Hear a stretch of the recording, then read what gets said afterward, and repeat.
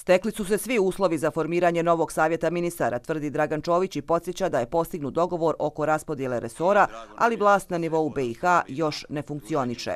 Imate vijeće ministara koje po meni ne bi smjelo raditi na ovaj način jer stvorili se svi preduvjeti da imamo izvršnu vlast.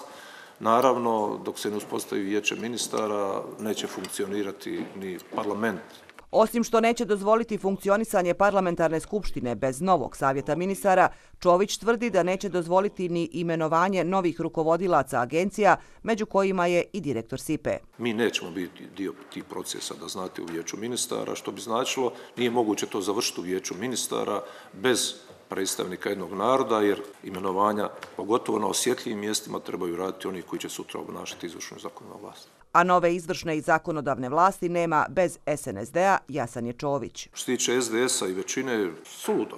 Politika koja nema svoje mjesto kao tako. Mi se zalažemo da legitimni predstavnici čine vlasti. U ovom slučaju to je SNSD i mi bez takvog pristupa nećemo. Bez obzira kako to neko planira, znači apsolutno ne postoji mogućnost da se napravi neka nova većina. Kratkoročno da.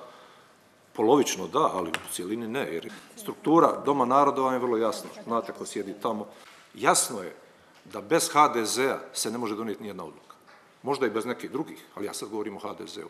Na pitanje da li to znači da HDZ i SNSD blokiraju formiranje vlasti, Čović odgovara negativno i dodaje da to radi neko treći. Taj treći po njemu je onaj koji formiranje vlasti uslovljava ANP-om, godišnjim programom za akcioni plan za članstvo u NATO.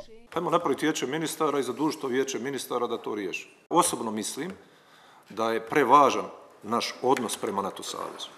I to smo, ako se sjećate, ako ste čitali dokument, potpisali kod gospodina Vigamarka, ja, gospodin Izetbegović, gospodin Vigamark i gospodin Dodik.